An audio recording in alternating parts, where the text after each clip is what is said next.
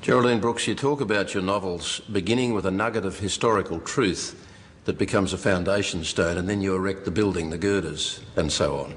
Quite graphic, the way you describe each day's writing as riding the girder into place. Can you briefly elaborate? Okay, with the latest book, one of the most intriguing girders is because it's a book about an actually existing Hebrew manuscript that was created in Spain sometime in the mid-14th century. We can't know anything about the circumstances of its creation.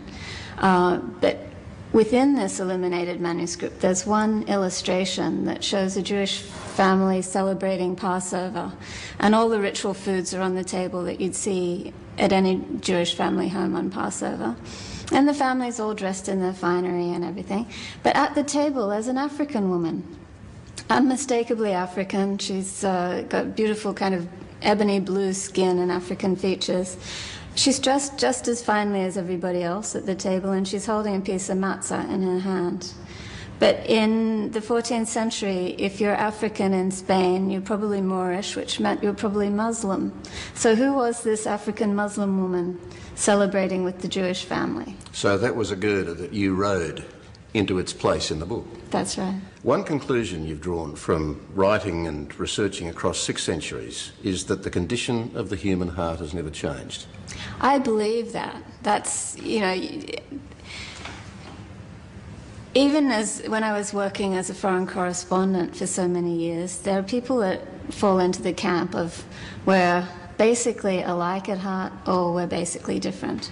And when I'd be reporting in Israel, Palestinians would say the Jews, they're not like us, and the Jews would say the same thing about the Palestinians. They don't want what we want. And I never bought it as a reporter, and I don't buy it as a novelist. I think, the sound of somebody crying for their lost child sounds the same. It's a universal sound. It is a universal sound, and I think that what shapes us are the same strong emotions, the same loves and hatreds. But we forget that too easily, don't we? Some of us do, but there always seem to be a few people in every situation, no matter how horrific, who manage to hold that truth close and act on it. And I guess those are the stories that intrigue me, the people who make the hard decisions when they're in a time of crisis. Because, in fact, people from time to time might worry about whether they're courageous or whether they have it in them to be a coward, but people so often surprise themselves, don't they, in finding that in times of adversity or in times of crisis they actually do dig deep and find courage to do the right thing. Yeah, and I think a lot of people probably walk through their whole life and don't know that there's a heroic soul inside them because they're never tested.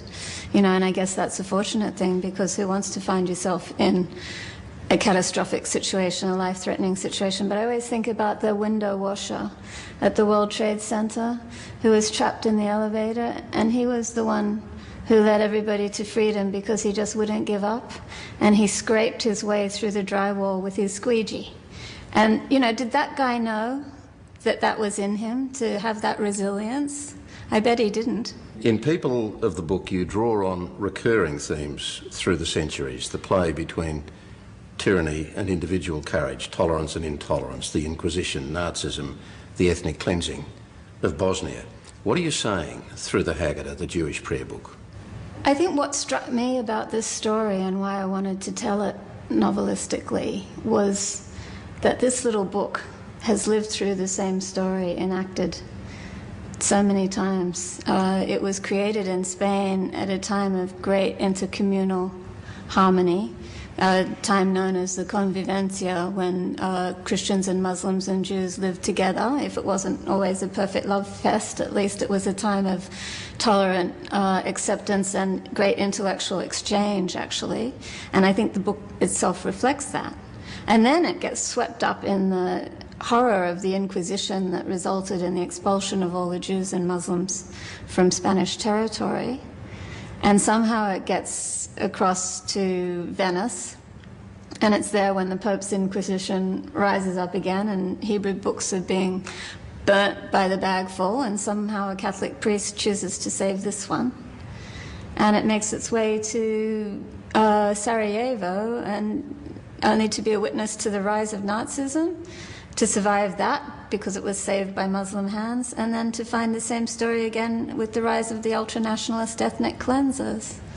And again, it finds its saviour. So I guess that repetition of the way we are able from time to time as humans to build these wonderful tolerant societies, and then we make the mistake over and over again of letting this hatred of otherness rise up and destroy it. You've said that one reason you're drawn to historical novels rather than contemporary is that you find the present too confounding. With the historical knowledge you now have, what do you find confounding about the present? I can't believe we're making the same mistake again. You know, I think we're in another period of demonization of other people who are different from us, finding differences where perhaps differences don't specifically exist. I'm just thinking back to your book about the plague. There was a witch hunt in that book. Society is still capable of its witch hunts today, isn't it? Just as capable. Just as capable, and I think we're just as culpable when we turn away from the reality of what's being done in our name. Well, we might be horrified at the concept of a witch or a person being burnt as a witch at a stake in the 16th century. Perhaps we just don't necessarily recognise today's equivalence of it.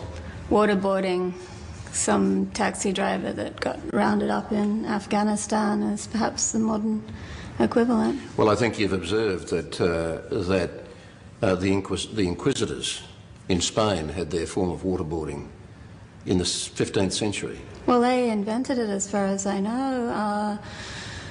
I was writing that part of the book long before I'd heard the word extraordinary rendition, and I was horrified to pick up the paper and find out that it's back, you know, the exact techniques. And the interesting thing is that we know about the Inquisition because the Inquisitors were such avid note takers. They took a note of every interrogation down to parenthetical remarks saying he screamed for a long time. And then you learn that the CIA was videotaping the waterboarding that they were carrying out. And I think about those CIA officers who were probably just as convinced as the Inquisitors were that they were doing the right thing.